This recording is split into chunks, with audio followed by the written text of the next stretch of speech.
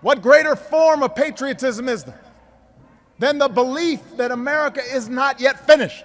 Just this week I was asked whether I thought the Department of Justice's Ferguson report shows that, with respect to race, little has changed in this country.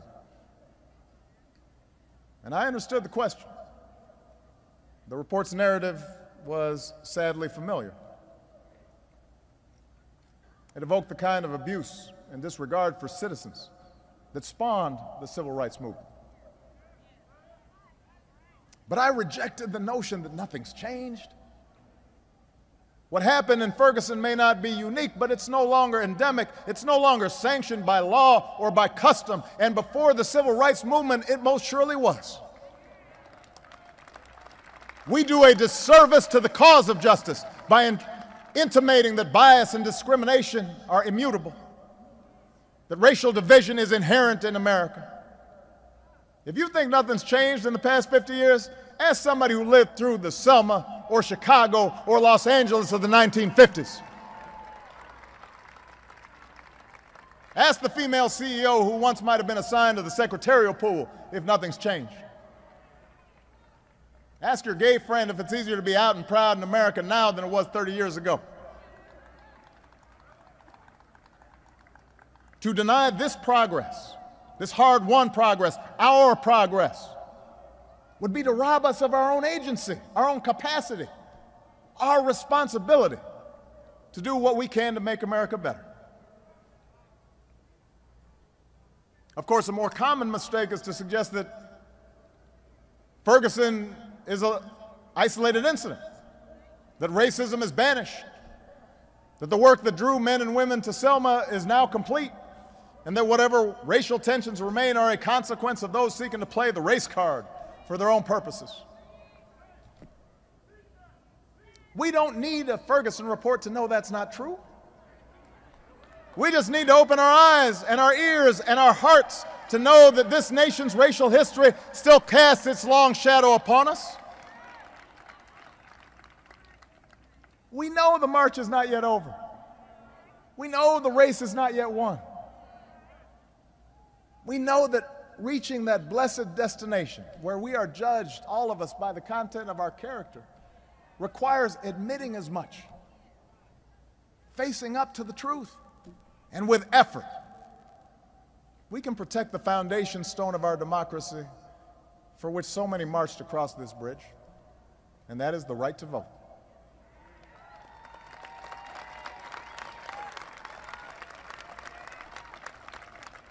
Right now, in 2015, 50 years after Selma, there are laws across this country designed to make it harder for people to vote. As we speak, more such laws are being proposed. Meanwhile, the Voting Rights Act, the culmination of so much blood, so much sweat and tears, the product of so much sacrifice in the face of wanton violence, the Voting Rights Act stands weakened.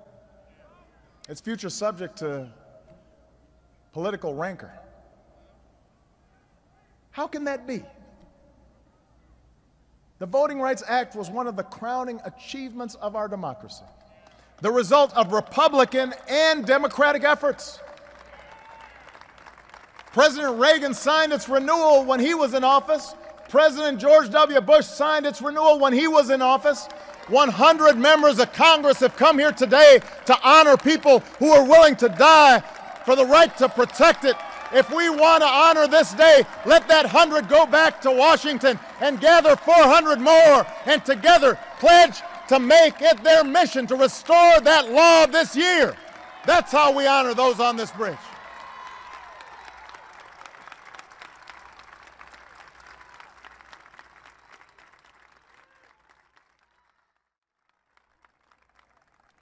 Of course, our democracy is not the task of Congress alone, or the courts alone, or even the president alone. If every new voter suppression law was struck down today, we would still have here in America one of the lowest voting rates among free peoples. 50 years ago, registering to vote here in Selma and much of the South meant guessing the number of jelly beans in a jar, the number of bubbles on a bar of soap. It meant risking your dignity and sometimes your life. What's our excuse today for not voting? How do we so casually discard the right for which so many fought? How do we so fully give away our power, our voice in shaping America's future? Fellow marchers, so much has changed in 50 years. We have endured war and we fashioned peace. We've seen technological wonders that touch every aspect of our lives. We take for granted conveniences that our parents could have scarcely imagined. But what has not changed is the imperative of citizenship. That willingness of a 26-year-old deacon or a Unitarian minister or a young mother of 5 to decide they love this country so much that they'd risk everything to realize its promise. That's what it means to love America. That's what it means to believe in America. That's what it means when we say America is exceptional. For we were born of change. We broke the old aristocracies, declaring ourselves entitled not by bloodline, but endowed by our Creator with certain inalienable rights. We secure our rights and responsibilities through a system of self-government, of and by and for the people. That's why we argue and fight with so much passion and conviction, because we know our efforts matter. We know America is what we make of it. Look at our history. We are Lewis and Clark and Sacagawea, pioneers who braved the unfamiliar, followed by a stampede of farmers and miners and entrepreneurs and hucksters. That's our spirit. That's who we are. We're Sojourner Truth and Fannie Lou Hamer, women who could do as much as any man and then some. And we're Susan B. Anthony, who shook the system until the law reflected that truth. That is our character. We're the immigrants who stowed away on ships to reach these shores, the huddled masses yearning to breathe free, Holocaust survivors, Soviet defectors, the lost boys of Sudan. We're the hopeful strivers who cross the Rio Grande because we want our kids to know a better life. That's how we came to be. We're the slaves who built the White House and the economy of the South. We're the ranch hands and cowboys who opened up the West, the countless laborers who laid rail and raised skyscrapers and organized for workers' rights. We're the fresh-faced GIs who fought to liberate a continent. And we're the Tuskegee Airmen and the Navajo code talkers and the Japanese Americans who fought for this country even as their own liberty had been denied. We're the firefighters who rushed into those buildings on 9/11, the volunteers who signed up to fight in Afghanistan and Iraq. We're the gay Americans whose blood ran in the streets of San Francisco and New York just as blood ran down this bridge. We are storytellers, writers, poets, artists who abhor unfairness and despise hypocrisy and give voice to the voiceless and tell truths that need to be told.